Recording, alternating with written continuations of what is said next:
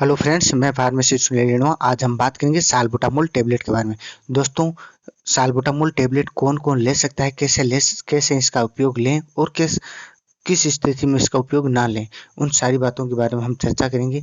तो दोस्तों, salbutamol tablet एक नॉर्मल टेबलेट है जो श्वसन क्रिया में काम में ली जाती है। तो दोस्तों, इसे कौन कौन ना ले सके, तो उनमें है दोस्तों हार्ट के पेशेंट, शुगर के पेशेंट, बीपी के पेशेंट, यदि किसी हाई बीपी हो, यदि किसी के शरीर में पोटेशियम की मात्रा कम हो, ये पेशेंट इसका यूज नहीं ले सकते। दोस्तों, उसके साथ ही यदि किसी को लंबे समय से श्वसन की बीमारी हो, तो उन्हें पेशेंट को भी ये एडवाइस नहीं देनी चाहिए। उसे इनहेलर फॉर्म में इसका यूज लेना चाहिए। वह इनहेलर रूप में बेस्ट रहेगा। और दोस्तों, उसके साथ साथ ही आप अपने डॉक्टर या फार्मासिस्ट से अपनी बीमारी की बात बताएं कि क्या क्या आपकी बीमारी है, तो उसके अनुसार आपके डोज या आपके ये चेंज हो सकती है। तो दोस्तों, उस अब हम बात करेंगे कौन कौन इसका उपयोग ले। तो दोस्तों, इसके उपयोग लेने में सबसे बेस्ट उपयोग है वह श्वसन की।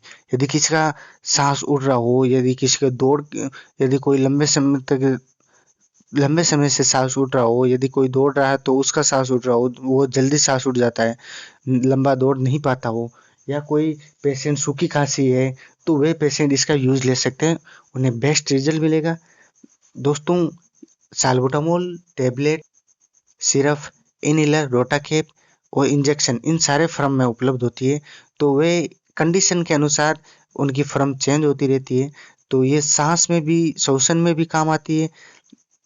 यदि आपके शरीर में ये दोस्तों, ये रीजन मेरे हिसाब से ओनली फॉर 30% मेडिकल स्टाफ ही जानते हैं। तो दोस्तों, वे है यदि आपके शरीर में पोटेशियम की मात्रा बढ़ चुकी हो, तो उस स्थिति में भी साल्बुटामोल टेबलेट दी जाती है। दोस्तों, ये रीजन बहुत ही कम लोग जानते हैं। और एक उसके साथ ही यदि डिलीवरी का टाइम हो और बच्चा होने वाला हो, थोड़ा सा टाइम बढ़ाना हो, तो उन्हें साल्बुटामोल, डॉक्टर ये साल्बुटामोल देते हैं, क्योंकि जो लेडीज के द्वारा जाने वाला मांसपेशियों के जोर होता है, उसे ये धीमे कर देती है, ये मांसपेशियों को रिलीफ देती है, जिसके कारण डिले होने की संभावना हो जाती है। तो दोस्तों, वे डॉक्टर के मनोविज्ञान के अनुसार चेंज हो सकती है फर्म, या टेबलेट फर्म ना देके वे इंजेक्शन फर्म का उपयोग कर सकते हैं।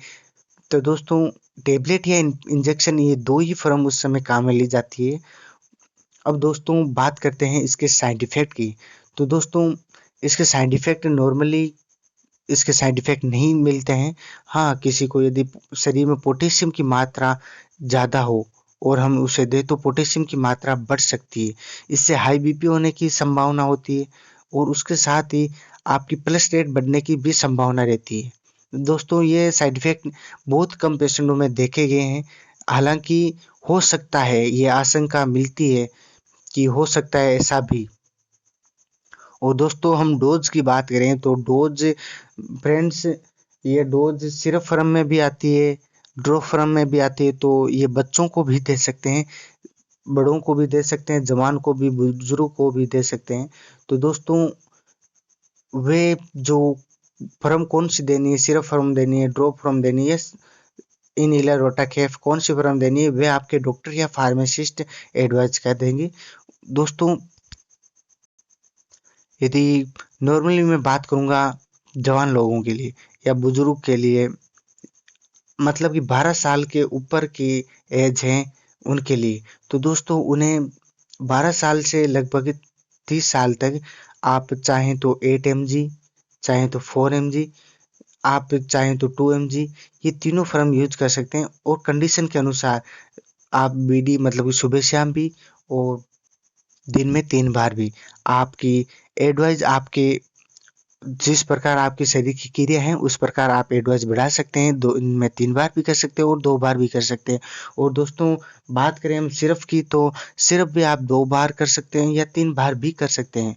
यदि किसी का बहुत ही ज़्यादा सांस उठ रहा हो, तो उन्हें 4 mg दे सकते हैं या 8 mg दे सकते हैं। यदि नॉर्मल हो तो 2 mg भी दे सकते हैं।